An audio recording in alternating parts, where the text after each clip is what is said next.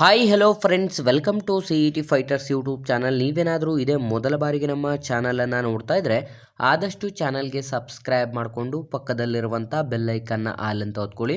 ಬನ್ನಿ ಸ್ನೇಹಿತರೆ, ಇಲ್ಲಿ ಖಾಲಿರುವಂಥ ಗ್ರೂಪ್ ಡಿ ಹುದ್ದೆಗಳಿಗೆ ಅಧಿಸೂಚನೆಯನ್ನು ಹೊರಡಿಸಲಾಗಿರುತ್ತೆ. ಕಂಪ್ಲೀಟಾಗಿ ಅಧಿಸೂಚನೆ ಮುಖಾಂತರ ಮಾಹಿತಿಯನ್ನು ತಿಳಿಸ್ಕೊಡ್ತೀನಿ. ವಿಡಿಯೋನ ಸ್ಕಿಪ್ ಮಾಡದೆ ಕೊನೆವರೆಗೂ ನೋಡಿ.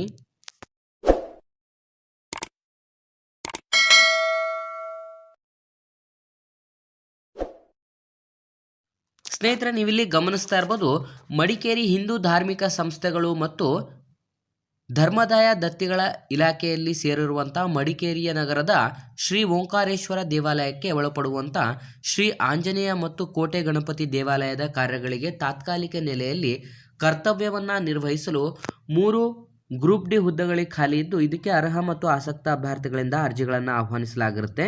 ಸ್ನೇಹಿತರೆ, ನೀವು ಗಮನಿಸ್ತಾ ಇರ್ಬೋದು, ಧಾರ್ಮಿಕ ಸಂಸ್ಥೆ ಮತ್ತು ಮುಜರಾ ಇಲಾಖೆಯಲ್ಲಿ ಖಾಲಿರುವಂಥ ಈ ಒಂದು ಹುದ್ದೆಗಳಿಗೆ ಆಸಕ್ತ ಅಭ್ಯರ್ಥಿಗಳಿಂದ ಅರ್ಜಿಗಳನ್ನು ಆಹ್ವಾನಿಸಲಾಗಿರುತ್ತೆ. ಹೊಸಬರು ಯಾರೆಲ್ಲ ವಿಡಿಯೋಸ್ನ ನೋಡ್ತಾ ಇದ್ರೆ ಡಿಸ್ಕ್ರಿಪ್ಷನಲ್ಲಿರುವಂಥ ನಮ್ಮ ಟೆಲಿಗ್ರಾಮ್ ಗ್ರೂಪ್ ಮತ್ತು ವಾಟ್ಸಪ್ ಗ್ರೂಪ್ಗಳಿಗೆ ಜಾಯ್ನ್ ಆಗಿ.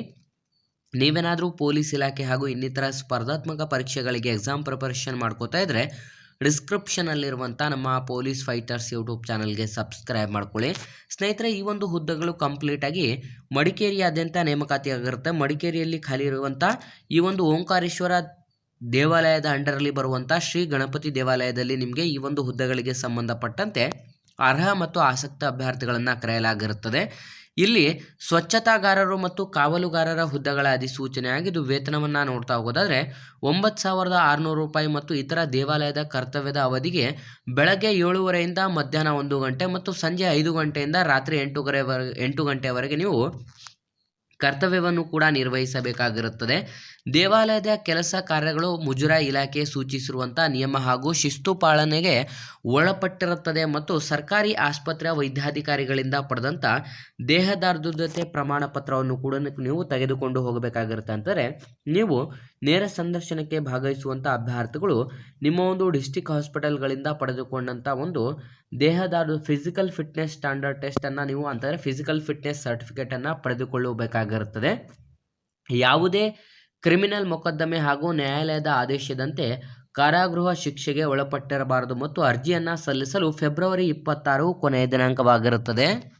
ಹಾಗಾಗಿ ಆಸಕ್ತ ಮತ್ತು ಅರ್ಹ ಅಭ್ಯರ್ಥಿಗಳು ನೀವೇನು ಮಾಡಬೇಕು ಅಂತಂದರೆ ಹೆಚ್ಚಿನ ಮಾಹಿತಿಗಳಿಗಾಗಿ ದೇವಾಲಯದ ಕಚೇರಿಯ ಸಮಯ ಬೆಳಗ್ಗೆ 9 ಗಂಟೆಯಿಂದ ಮಧ್ಯಾಹ್ನ 12 ಗಂಟೆ ಒಳಗೆ ಭೇಟಿಯನ್ನು ನೀಡಿ ಅಂದರೆ ಶ್ರೀ ಓಂಕಾರೇಶ್ವರ ದೇವಾಲಯ ಕಾರ್ಯನಿರ್ವಾಹಕ ಅಧಿಕಾರಿ ಅವರನ್ನು ತಿಳಿಸಲಾಗಿರುತ್ತೆ. ಅಲ್ಲಿ ನೀವು ಭೇಟಿಯನ್ನು ನೀಡಿ ಕಂಪ್ಲೀಟಾಗಿ ಹೆಚ್ಚಿನ ಮಾಹಿತಿಗಳನ್ನು ಕೂಡ ಪಡೆದುಕೊಳ್ಳಬಹುದು ಮತ್ತು ಅರ್ಜಿ ಫಾರ್ಮನ್ನು ಕೂಡ ನೀವು ಅಲ್ಲಿಯೇ ಪಡೆದುಕೊಳ್ಳಬೇಕಾಗಿರುತ್ತೆ.